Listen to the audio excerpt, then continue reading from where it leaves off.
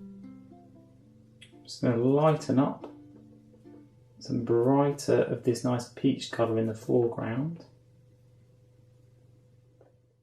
If you've missed any of the first videos in this impressionistic acrylic painting, go to my website and you can download an image to work alongside from.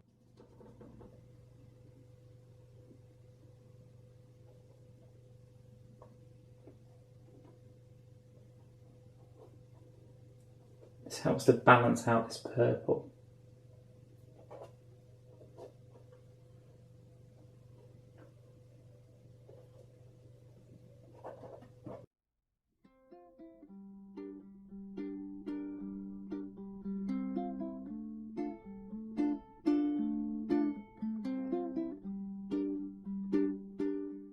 So at this stage of the painting, I've stepped back from the canvas and had a real look at the painting to see what's working and what's not. There seems to be too many little dotty parts on the painting, so I've decided to block in again with the lilac colour, just so I can get a better feel of a solid area in that mid-ground. This means that when that's got a solid area to it, all the little marks we've got in the foreground and all the marks in the sky on the background will all start to work together a bit better.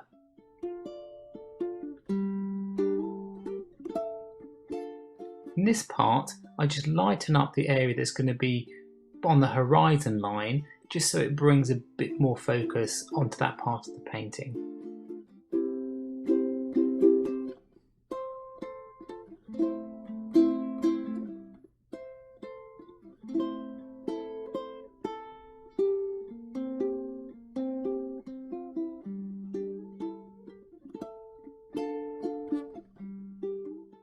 I then redefine this top area of the mountain just so it has a bit more shape to it.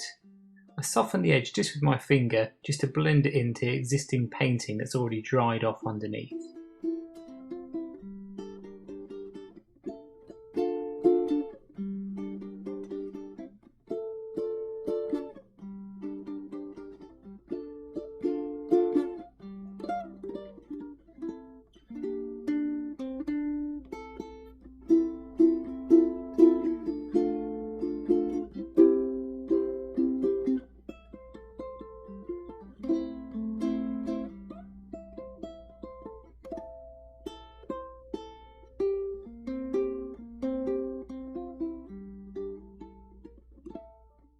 The same technique that we used at the beginning of this painting, bringing the colours from the sky into the foreground, we use again this way by using colours from the midground into the sky, so it isn't just one solid blue, it's got elements of that purpley hue over on the right hand side.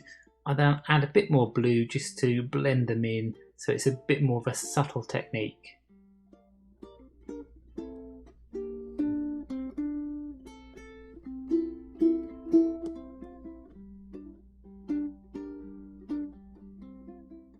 This lovely powdery blue colour now looks great against that purple we've already put down, and it's just really a balancing act between having a block of colour and then these little flecks of colour that balance together.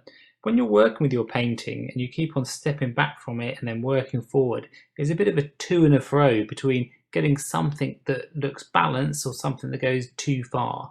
The great thing about acrylics is you can just constantly paint over the top, tweaking it until you've got something that just balances to your eye.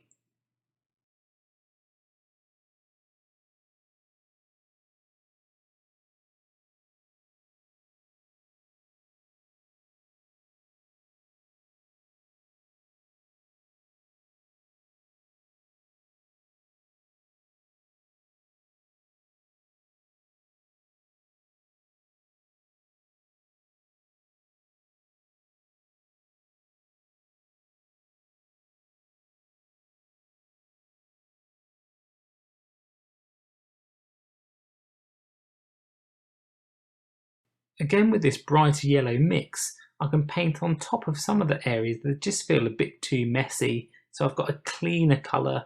Notice how that just covers over bits of the green underneath and just looks a lot more solid.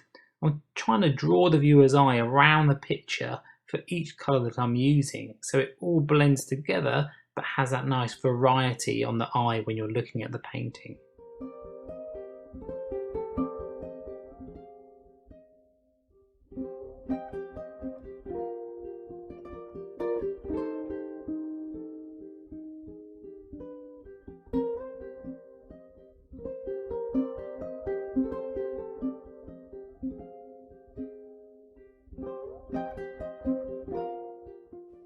If you have a close look at my brush, again you'll see that it's got two different colours on each side.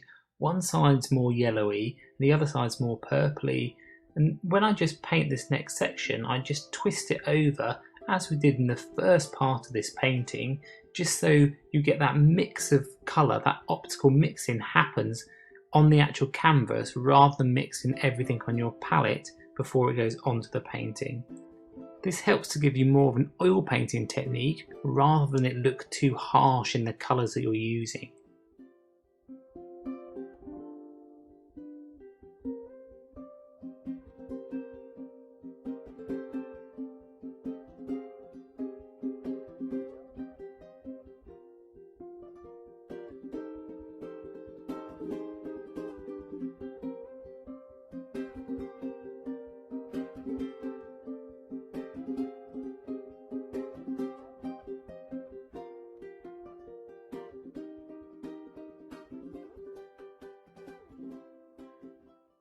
So I get quite a lot of the white paint onto the brush, but I hesitate when I'm painting because I'm just having such a delicate touch of the canvas when I'm using the brush. I kind of hover over it and just slightly brush the brush against the canvas. So you get those nice little flecks of colour, you get a nice brush mark into your marks. It's handy to do this when you've got a bigger brush making a tinier mark, rather than trying to do it with a smaller brush. You just won't get the same feel to your painting.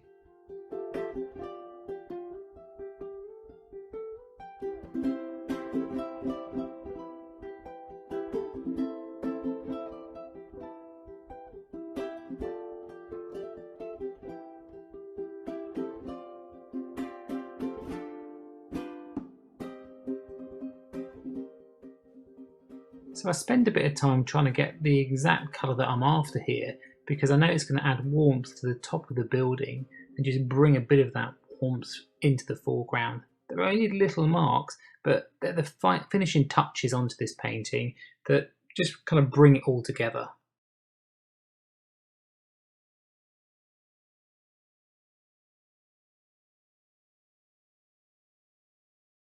And there we have a very simple impressionistic style landscape.